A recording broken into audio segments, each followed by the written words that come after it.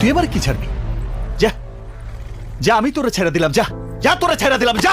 ডালিউডের megastar Shakib Khan সহ নানান issue নিয়ে বর্তমানে বেশ আলোচনায় আছেন ডালিউড অভিনেত্রী ডাক্তার মিষ্টি জান্নাত। তবে এবার অভিনেত্রীর আলোচনায় এসেছেন ভিন্ন বিষয় নিয়ে। বাংলাদেশ প্রতিদিন সাংবাদিকের কাছে তার প্রেম বিষয় অভিনেত্রী বলেন, শুধু প্রেমের প্রস্তাব কেন, খারাপ প্রস্তাবও পেয়েছি, অনেক বড় বড় অ্যামাউন্ট অফার করা হয়েছে বিছানায় যাওয়ার জন্য। তো টাকা দেখে বিয়ে করতে হলে তো অফকোর্স আমি তাদেরকে করবো। আমি সাকিবকে তো টাকা দেখে বিয়ে করার আমার কিছু নাই।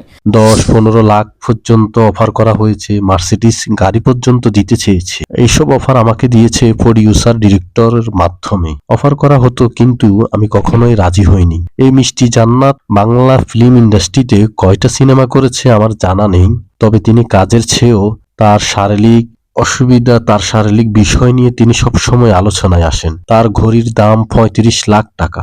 এইসব বেফাঁস কথা বলে জায়েদ খানের মতোই আলোচনায় থাকতে চান এই অভিনেত্রী।